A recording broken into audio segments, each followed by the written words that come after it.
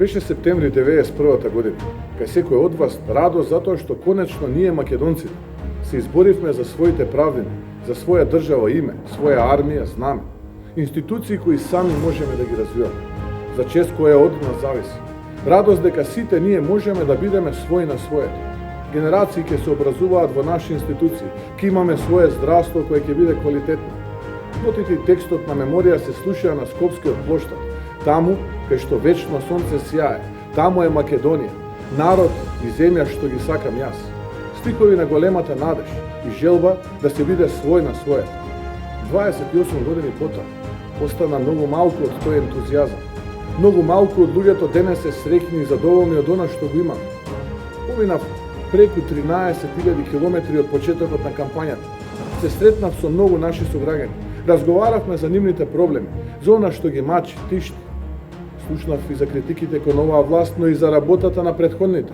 И јас како човек не се срамам да се извинам за грешките од минатото, за кои сум сигурен дека ги имало, но и да понудиме решенија заедно со граѓаните за иднината на нашата татковина.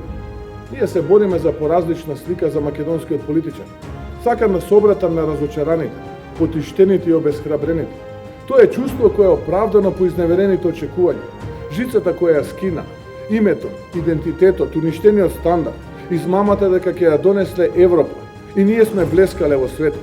500 евра плата, 500 километри автопатишта, чистиот воздух, животот кој стана пекол, тендерите, непотизмот, прогонот и неправдата која стана секојдневие, патриотите кои ги направија терористи, но и родителите од Смилковско кои ги разочара, децата кои гинат на градскиот асфалт, сиромаштијата која стега, неправда, црна неправда, но и бранителите што ги заборави.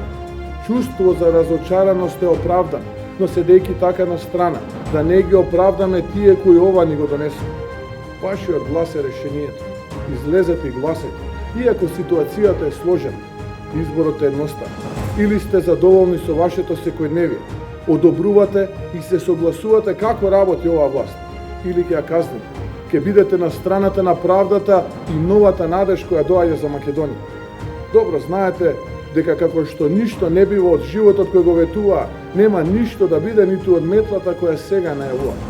Ке се обратам и до оние кои се заговорници на бојкот. Знаете дека Македонија е во прашање. Ова не е само моја или битка само на ВМРО ДПМН. Ова е битка на секој еден човек за неговото достоинство и чест. И можеби со нас имате многу причини да имаме различни погледи и ставови.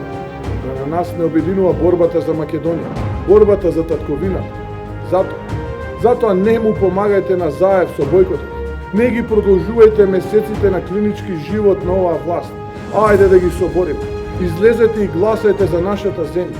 Знам дека има притисоци кон државната администрација. Заев се закани дека ќе бркал од работа. Но секој од вас знае дека само слаб човек се заканува. Немојте да бидете вознемирени и не подклекнувајте на заканите. Работите брзо ќе се сменат. А секоја неправда врз вас, секое неоправдано уназадување или бркање од работа, ќе биде исправен. А ќе има и одговорност на оние кои нанесуваат неправда. Тоа ви го ветувам. Излезете и гласајте. Почитувани сограѓани, да чекориме сигурно, да чекориме европски, еден со друг. Гордана Силјановска-Давкова изборот. Гласот за незе е глас за честит човек, жена со кредибилитет. Имаме шанса председателка да биде чувар на интересите на Република Македонија и секој незин човек. Вашиот глас во политиката. Таа е шанса за пораз во неправдите и победа на правдата. А јас ви ветувам. Ви ветувам дека ќе го дадам и последниот атом од енергијата. Безпоштедна работа да ја смениме сликата за разочарана, потиштена Македонија. Да се избориме за сигурност, развој и честитост. За стаменита и вистински интегрирана држава. За правда за Македонија. Правда за секој човек. Вие одлучувате. Вашиот глас може да донесе подобри времиња. Да сте живи и здрави и Бог да ни ја благослови Македонија.